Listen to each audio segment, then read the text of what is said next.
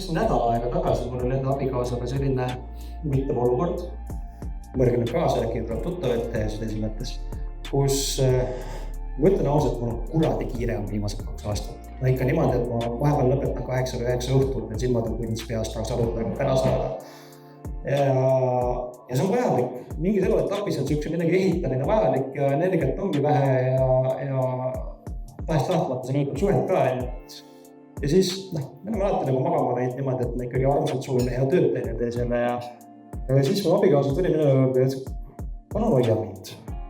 Nagu, see on ammu teinud seda. Issand. Ei ole jah.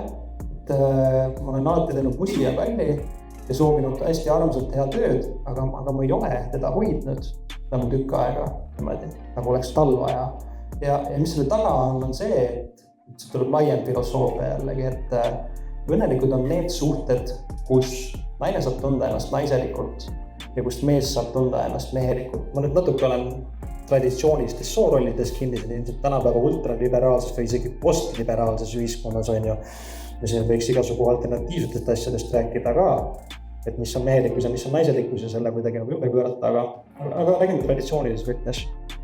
Ja selle taga, mis mu abikaasa mulle ütles, oligi see, et ta ütles, et tal on vaja tunda ennast väikse ja õrna naisena, keda ta mees hoiab. Ja mina olen selle ära unustanud täielikult tegelikult. Oli nii, muigab see. Istub ka siin praegu. Ja seda sama tunnet, mis tema palve taga oli, minul oli kui ma tunnen, et mis päriselt olen see niimoodi ära unustanud, see niimoodi mulle anna andeks. Loomulikult ma tegin seda kohe. Aga ilmselt ka mehed tundub midagi sarnast, et nad vajaksid oma naiselt mingit žesti ja käitumist või midagi. Mis see midagi on kellegi jooks ja varieerub, on ju. Et nad tunneksid ennast hästi ja et nad tunneksid ennast mehena ka. Ja nüüd pikaaegse suhte toimimise koha pealt on ülioluline teineteist neist asjadest kuulata. Jällegi vastu vaidlemata. Ma oleks võin öelda, no mis mõttes ma teen seda iga õhtu musigi ja väljist, sellest ei piisa siis või. Aga see oleks vale. Ja siis ma vedeks ikkagi nagu see tunne, et ma olin unarusse nende inimese, keda ma nii väga armastan.